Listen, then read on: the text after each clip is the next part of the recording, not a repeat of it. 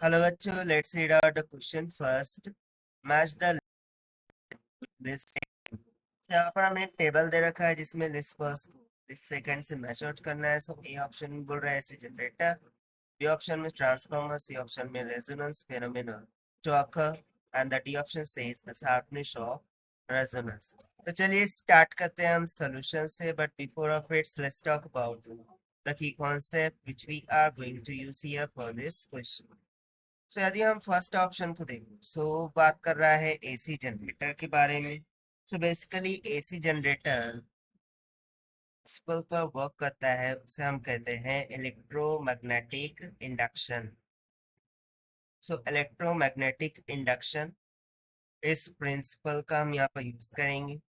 Second thing हम use करेंगे mutual induction concept का। Mutual induction.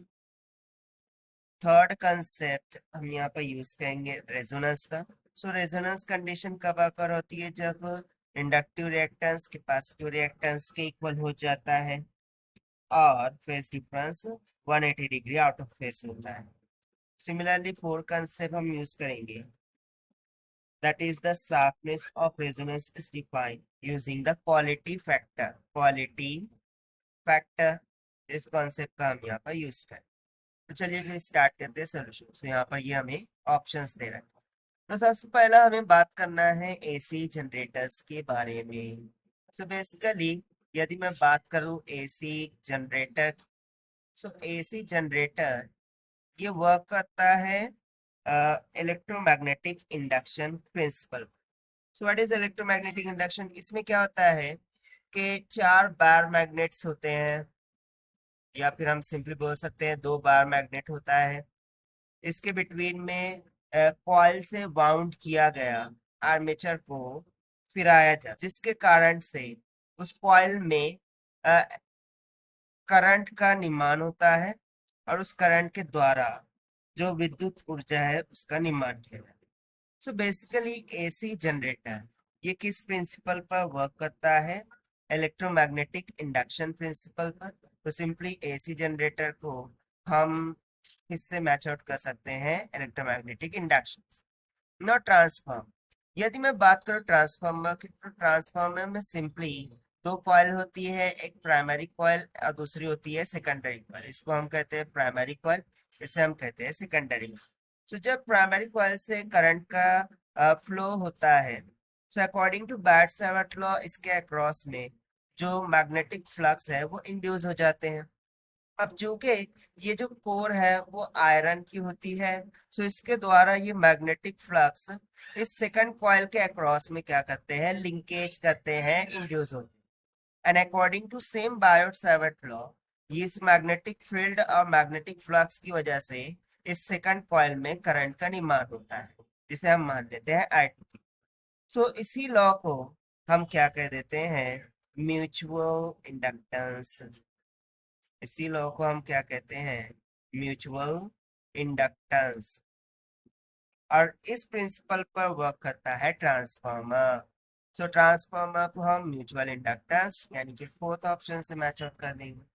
ना रेजोनेंस फिनोमिनन। अब सो बेसिकली यदि मैं बात करूं रेजोनेंस फिनोमिनन, तो एलसीआर सर्किट हो, सो उसमें रेजोनेंस कब अकर होता है?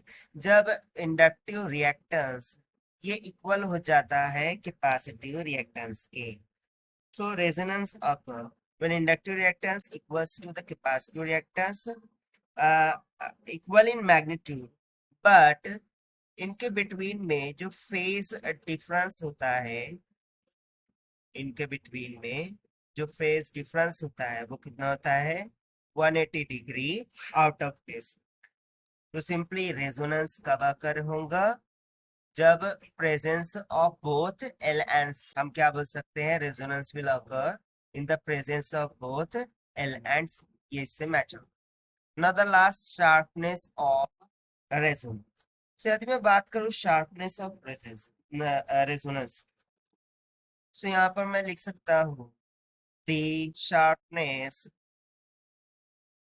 Of resonance is defined using quality factor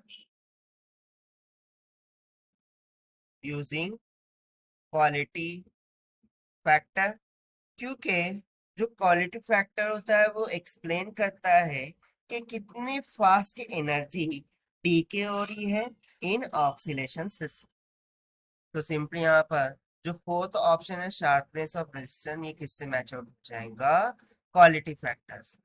so simply यदि मैं ऑप्शंस को टैकल करूँ यहाँ से, सो एसी जनरेटर ए सेकंड हो जाएगा, ठीक है, ए हो जाएगा सेकंड, सेकंड से मैच हो रहा है। बी ट्रांसफॉर्मर, ये फोर्थ से मैच हो रहा है, सो हम बोल देंगे बी इज फोर।